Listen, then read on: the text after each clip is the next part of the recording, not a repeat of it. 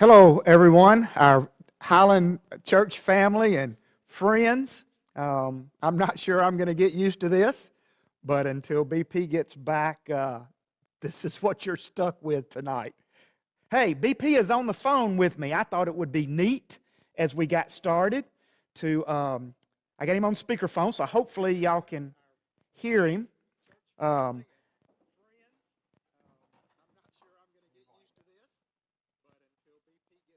oh my goodness, what am I doing here? Hey, BP is on the phone with me. I thought it would be neat. BP, you're live on the air. You want to speak to everybody? I know they're interested in hearing what you have to say. I hope everybody's doing good. Yeah, I'm up here in Jackson in the hospital bed. Um, I'm got I got a couple of issues here. They say my blood pressure. Well, I saw it. It's kind of low, and I'm still draining a lot. They come in here this afternoon and said that if my draining didn't stop, they probably not going to let me go home. And I did all kinds of things to try to convince them that was not needing to be the case, because I'm ready to see Miss Marlene in my house. But yeah, we got the surgery and it looked like everything went good. It's a little different. It's kind of surgery, but What are you looking at? You going to spend another night, and you're thinking maybe tomorrow, or what are you? Everybody will be asking. Well, my nurse in here came tonight and said, with it draining like it's draining, they ain't going to let me go home. And I told her, I said, well, I'm going to pray to the Lord tonight that the drainage slows down so I can go home. And she said, well, it's kind of up to the doctor. And I said, no, it'll be up to the Lord. If it stops, the doctor will let me go. And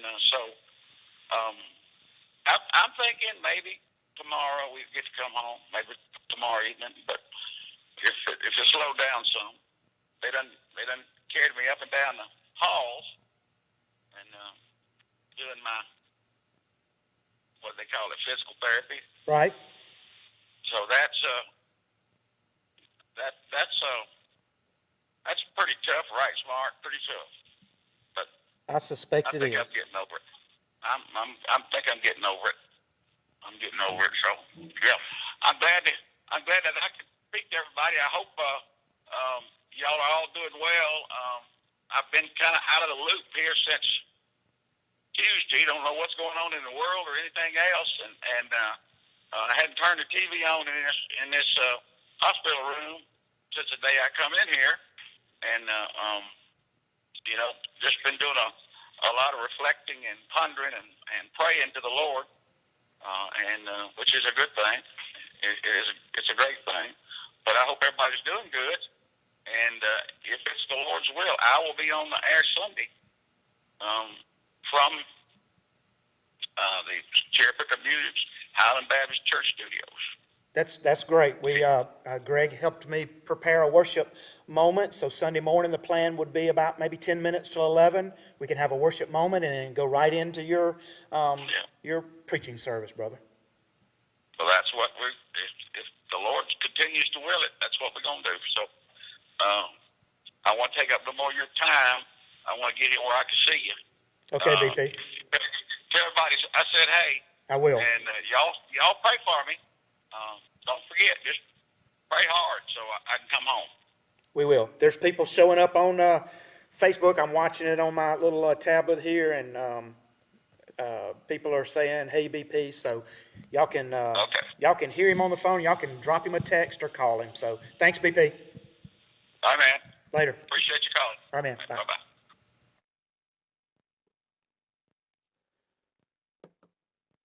Welcome again, friends. I thought it would be fun to grab BP for just a minute and get him on the phone with us. I know he would much rather be doing this than to have given it to me. So all of my Highland Church family and friends, y'all can get a chuckle out of this. When we found out he was having the surgery, I was all over the organizational part of this, and I said, BP, I'll take care of getting Wednesday night service lined up, and it'll be taken care of. And he said, yeah, that's a great idea. My intent was to coerce Danny Blake or Leland or Mark Taylor to do this.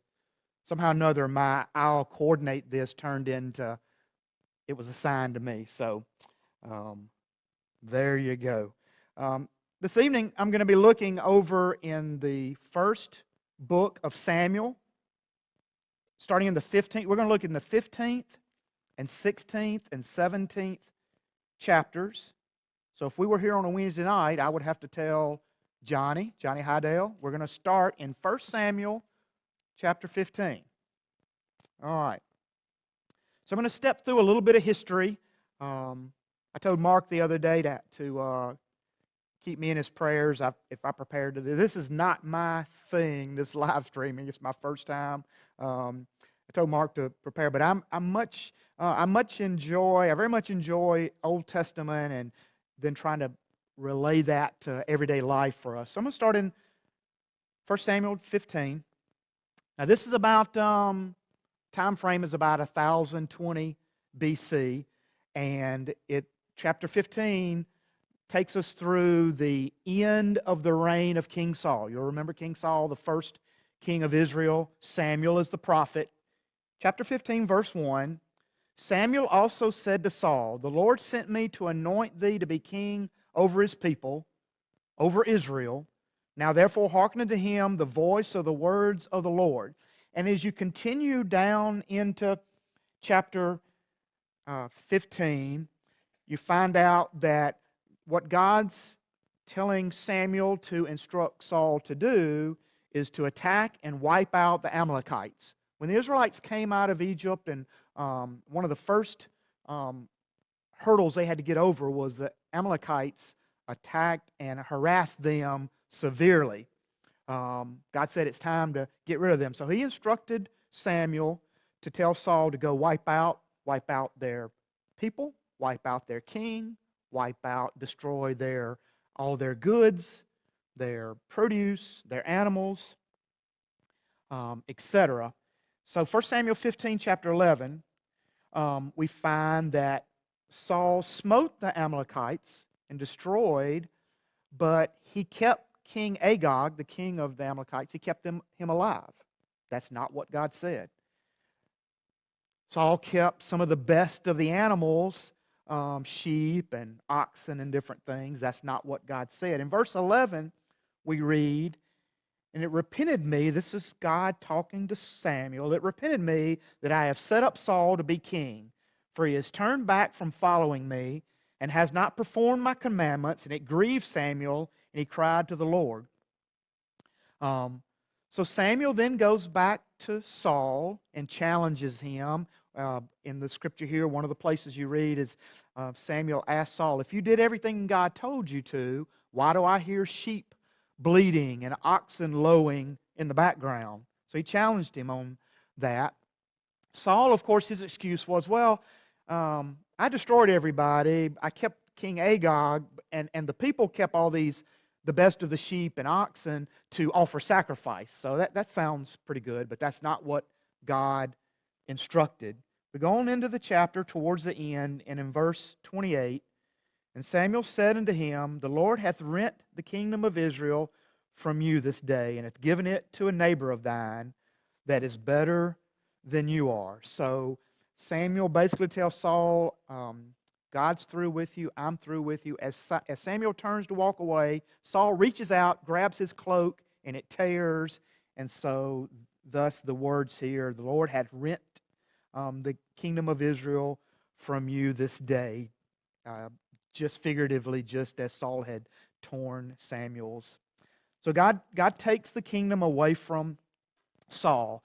Now it's going to be a period of time before that happens. We get into chapter 16, and we meet the object of tonight's lesson, and that's David. David's name meant beloved.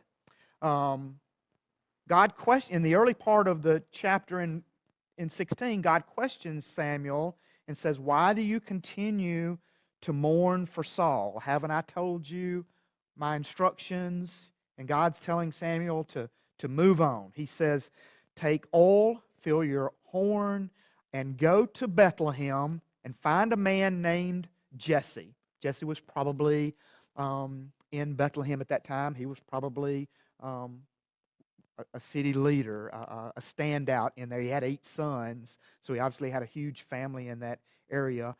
God tells Samuel to go find Jesse. He says, "I have selected a new king." So in chapter 16, verse 1, to kind of put scripture and back up my context here, chapter 16, verse 1, "And the Lord said to Samuel, how long will you mourn for Saul, seeing I have rejected him from reigning over Israel? Fill your horn with oil and go. I will send you to Jesse the Bethlehemite, for I have provided me a king among his sons." Samuel follows his instructions and goes and finds Jesse. And when he gets there, he tells Jesse, "Peaceably I am come to sacrifice unto the Lord. Sanctify yourselves and come with me to sacrifice." And he sanctified Jesse and his sons and called them to the sacrifice. So Samuel tells Jesse, "I've come here to offer sacrifice." Samuel knows that his mission given to him by God is to seek out the man that God will anoint. We go on in verse 11, same chapter, 16, verse 11, as we continue in the story. "And Samuel said unto Jesse, Are these all of your children?"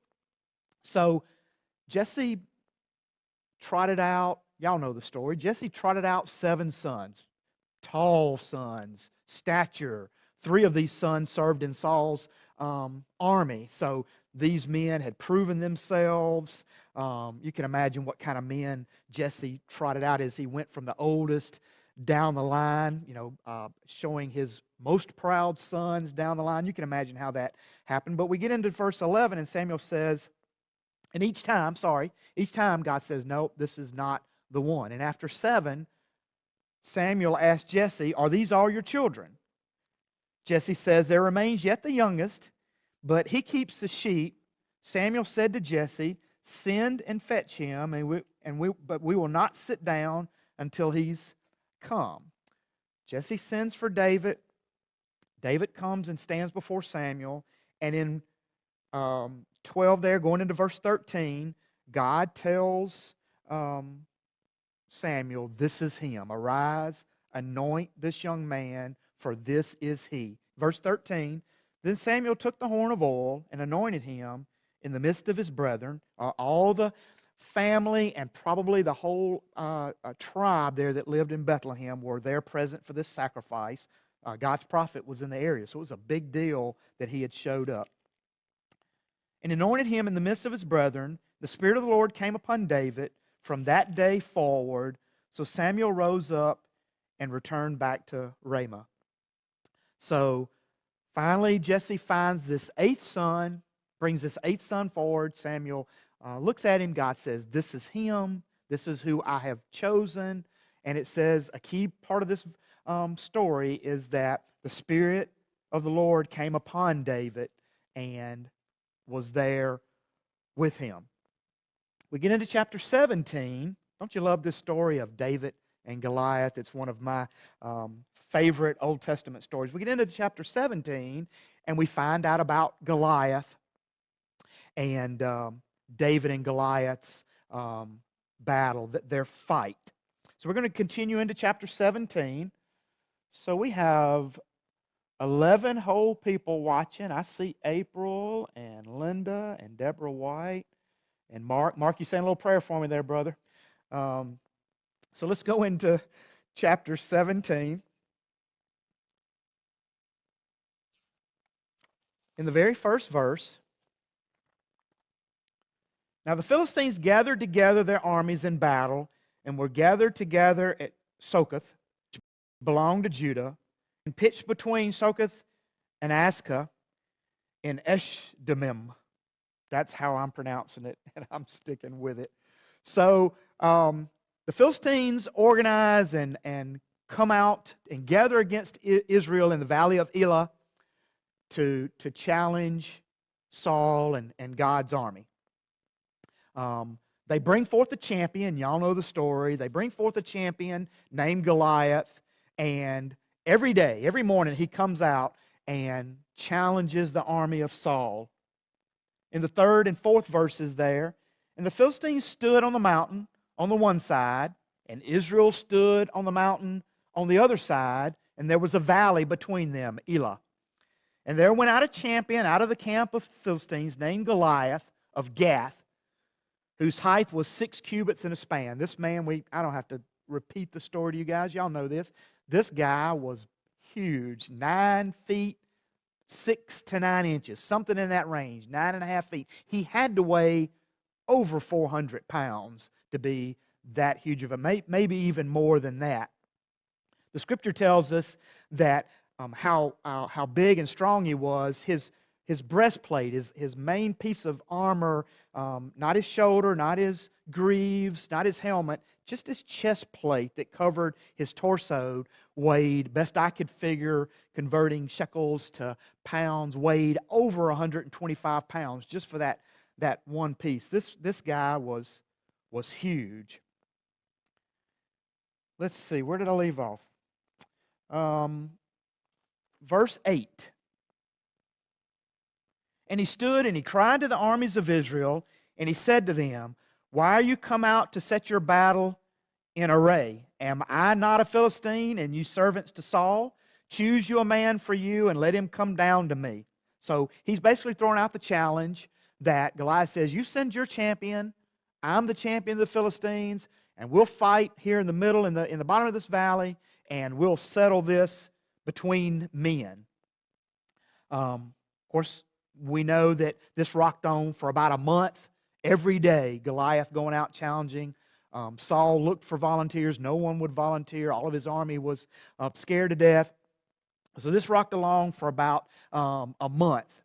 In verse 17, we pick up the story. And Jesse said to David his son, take now to your brethren an ephah of this parched corn and these 10 loaves of bread, and run to the camp to your brethren. So Jesse basically tells David to take this food and take it to his brothers who were serving in Saul's army over there at the valley of Elah. The scripture tells us that David went over there. It's about 15 miles away. He traveled over there that morning and arrived on the scene. And in verse 17, in verse 31, we pick up again with a story. And when the words were heard with which David spake, they rehearsed them before Saul, and he sent for him. So this verse that I picked out here continues the story. David shows up, brings food to his brothers, and he hears this challenge from Goliath. The story goes on. David asks, why does the armies of the Lord put up with this challenge from this guy, from this so-called champion from the Philistines? Who will go out among him? Well, one of the messengers, one of the men in the army goes and tells Saul that you have a young man out here challenging, and this young man says he'll fight him. So in verse 17, chapter 17, verse 39, it says that David goes before Saul, and Saul accepts him. David has to convince Saul that he's worthy. He tells him about protecting his sheep from a lion, protecting his sheep from a bear. So Saul agrees. Saul tries to outfit him and he went out to where the Philistine Goliath stood. And the Philistines said in verse 43, and the Philistines said unto David, am I a dog that you come before me with staves? The Philistines cursed David by his God. So David sees this young, Goliath sees this young David come out. He's clearly fairly young. He's got a shepherd's staff and, a sack around his waist, and that's basically no armor, no military hype about him. And Goliath says, what is this? You send out a dog against me? We continue in the story. Verse 45, then said David to the Philistine, you come to me with a sword and with a spear and with a shield, but I come to you in the name of the Lord of hosts, the God of the armies of Israel, whom thou hast defied. This day will the Lord deliver thee up into my hand, and I will smite thee, or I will kill thee, and take your head from thee, and I will give the carcass to the host of the Philistines this day, and to the fowls of the air, and to the wild beasts of the earth, and all the earth may know that there is a God in Israel. So it goes on to say that David takes his sling, he reaches into his bag and picks one of his 5 stones and slings it. In verse 49, and David put his hand in his bag and took a stone, and he slung it, and he smote the Philistine in his forehead, that the stone sunk into his head, and Goliath fell upon his face to the earth. And David prevailed over him with a sling and a stone, and he smote the Philistine. It says that David, the story goes on to say that David didn't have a sword, so he took Goliath's sword and cut his head off. Therefore, the end of the champion Goliath. So I wanted to share that Old Testament story to kind of set us up for my thought for tonight. Brother Greg, I'm already been going 25 minutes. Okay, so let me move along. Sorry to drag this out, y'all. So David was called in 2 different references, 1 Samuel chapter 13, and then over in Acts chapter 13. David referred to as a man after God's own heart. In Acts 13:22, we read, and when he had removed him, talking about Saul, he raised up unto them David to be their king, to whom also he gave their testimony. And the Lord said, I have found David the son of Jesse, a man after mine own heart, which shall fulfill all my will. Over in the 13th chapter in the book of Samuel, the writer describes that God was seeking a man after his own heart. So my thought for tonight is, what are the characteristics that make a man, or we can include, we don't have to make it a man only, right? What makes one of us as an adult someone after God's own heart, a man after God's own heart? There are lots of characteristics, some of them devoted, obedient, loving, recognition, respect. But I want to focus on 5 characteristics that I picked out that make a man after God's own heart. The first one is humble. In Psalms chapter 62, verse 9, low-born men are but a breath, the high-born are but a lie. If weighed on a balance, they are nothing. Together they are only a breath. BP, I know you picked up that that's NIV. That's the only reference I'm using, if you'll forgive me this one time. So David was a humble man. Psalms warns us that men with excessive pride, excessive admiration of their own selves, that's not someone we should put our confidence in. We should weigh people like that, men like that. We should test them. Ultimately, we need to put our confidence in God. David had a modest view. I don't want to use a low self-esteem, but a reserved sense of self-worth. He knew his place, if you will. David tended the sheep. He wasn't. He didn't have a military background like his older brothers, and being someone who spent time in the field with the sheep, God used that. It gave him time for contemplating and communion. Do you remember Moses? Another great man that God used. We read in those stories that Moses tended the sheep for Jethro. So this is a common theme. God used these men who were humble, and He had them in life jobs, life responsibilities that gave them time to contemplate and commune with God. Another characteristic of David was that that I liked among the ones that I looked at. He was reverent. In Psalms chapter 18, I call to the Lord who is worthy of praise, and I am saved from my enemies. That one may have jumped out to me because I love to put together our worship services and prepare the scripture and the songs along with the praise band and the choir. So reverent may have jumped out at me because of that. Over in Psalms chapter 31, be merciful to me, O Lord, for I am in distress. My eyes grow weak with sorrow, my soul and my body with grief. David was a man of deep and solemn respect. He was a serious young man. Think about all the Psalms, these poems or songs or writings that we use all the time, every week. A week doesn't go by that we don't use references from Psalms, many of them written by David, to prepare either personal worship or corporate worship or Bible study. These were writings that God inspired David to write as he worshiped, and David deeply respected God the Father. David was a man who was trusting. In Psalms chapter 27, the Lord is my light and my salvation. Whom shall I fear? The Lord is a stronghold of my life. Of whom I shall be afraid. Of whom shall I be afraid? Sorry. David was sincere. He was honest. He believed in God. And he was trusting to the point of he put life into God's hands.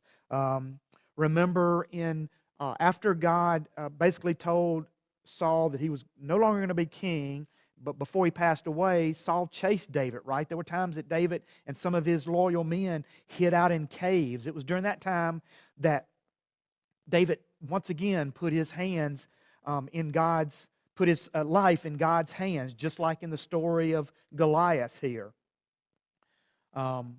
David trusted God to have a plan, to be in trust. After being anointed by Saul back in the 16th chapter of Samuel, we read that David went back to tending the sheep, just as his father Jesse told him to do, until a time that God would bring him out and set him forth as his man.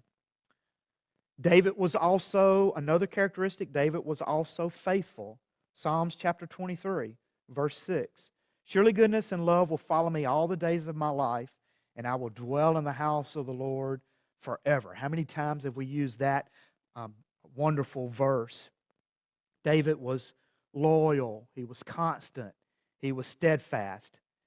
He was a faithful man. As God called him, he followed. When God gave him a task and a job to rule his people faithfully, to care for his people, to be there, to protect them, God answered and was, David answered and was there. Another example that came to mind when I was thinking about being faithful was, remember when David was eventually installed as king, his best friend Jonathan, remember Mephibosheth, Jonathan's 5-year-old son? The traditional way of doing business was you wiped out the family.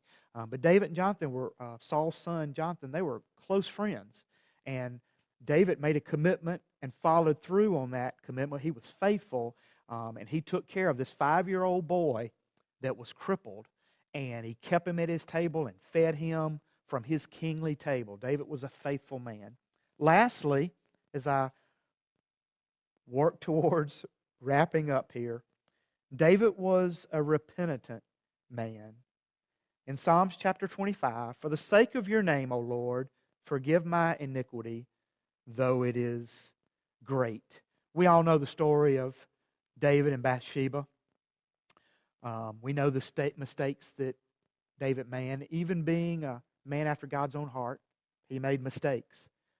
God challenged him, brought him back from that, and David went through and had to be punished, and he was scarred for the rest of his life. The sin wasn't erased, but God and David reconciled because David was repentant. He was sincerely, at the end, he was sincerely remorseful and regretful for the things that he had done and begged God's forgiveness. We know that he lost his son.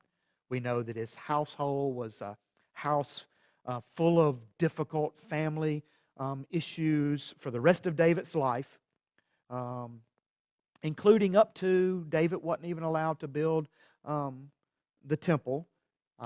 This is only a small part of that. David fought many battles, a lot of blood of it on his hands, but David had to deal with the consequences of sin, but he was a repentant man, and he reconciled with God. So the things that jumped out at me for how is a man made after God's own heart, a man that's trusting, a man that's humble, a man that's reverent, a man that's faithful, a man that's repentant. These are just a few of the characteristics, and maybe we can take these principles and apply them to our own lives. I've taken a lot of time here. Thank you for giving me half an hour. Let's close in a word of prayer. Father, I thank you for the beautiful day. Father, I thank you for allowing an opportunity to share the thoughts from your Old Testament Scripture, Father. Maybe I didn't butcher them too badly. Maybe you were able to use my feeble attempts, and we can learn from this, that we can take a deep inward look at ourselves and see what kind of characteristics we should work as Christian men and women, and seek after being a person, a man after God's own heart. Father, bless Brother Paul. Father, I pray that you'd help him to get over this surgery quickly, allow him to get a few sessions of his therapy done, get his blood pressure back in check, his other body chemistry that they're working on. Father, bless that. I know Miss Marlene's at home and he's in Jackson. That's not exactly how they want to be tonight. Father, just bless him. I pray that he would be able to lead out in worship on Sunday morning like we enjoy doing. Bless Brother Mark. He's continues to be on our heart. Father, there's a lot of others on our prayer list that I can only remember a few. Leland and their family lost a family member, Kyle. Father, bless that family. Remember that family, Father. Danny's daughter has been sick and in danger of misremembering others, Father. Just long list of prayer requests. I pray that you'd answer prayer and bless these folks. Forgive us where we fail you in so many ways. For His name I pray. So in wrap up, join us again on Sunday morning. Greg, about 10 minutes till 11, we'll have a worship moment. And then at 11 o'clock, BP will share our worship service for Sunday. Join us.